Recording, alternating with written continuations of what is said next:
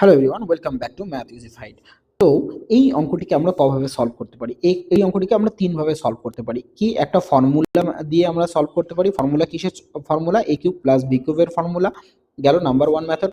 দ্বিতীয় আমরা ডিজিটাল সাম দিয়ে সলভ করতে পারি, ডিজিটাল সাম। ওকে, ডিজিটাল সাম। তৃতীয় হচ্ছে ইউনিট ডিজিট মেথড দিয়ে। তো আমি তোমাদেরকে ইউনিট ডিজিট মেথড দিয়ে করে দেখাচ্ছি।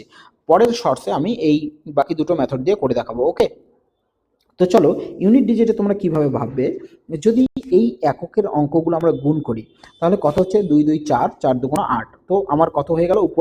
উপরে হয়ে গেল 8। ওকে, আর এখানে যদি 6 6 গুণ করি তাহলে এককের স্থানে আমার যে গুণফলটা আসবে তার এককের স্থানে কত থাকবে? 6ই থাকবে।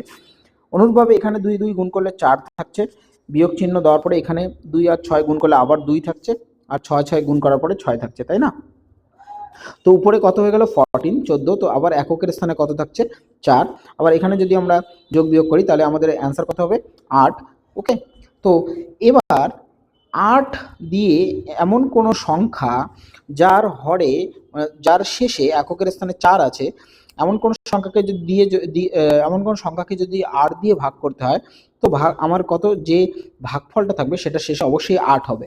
অর্থাৎ আমাদের অ্যান্সার কোনটি হয়ে যাবে? Option B. ওকে, তো এভাবেও ভাবা যায়। ওকে, তো এই ধরনের আরও ইনসাইটফুল এবং সত্যিকারের হেল্পফুল ট্রিক্সগুলো জানতে আমাদের চ্যানেল ম্যাথ ইজিফাইডে সাবস্ক্রাইব করুন। Thanks for watching.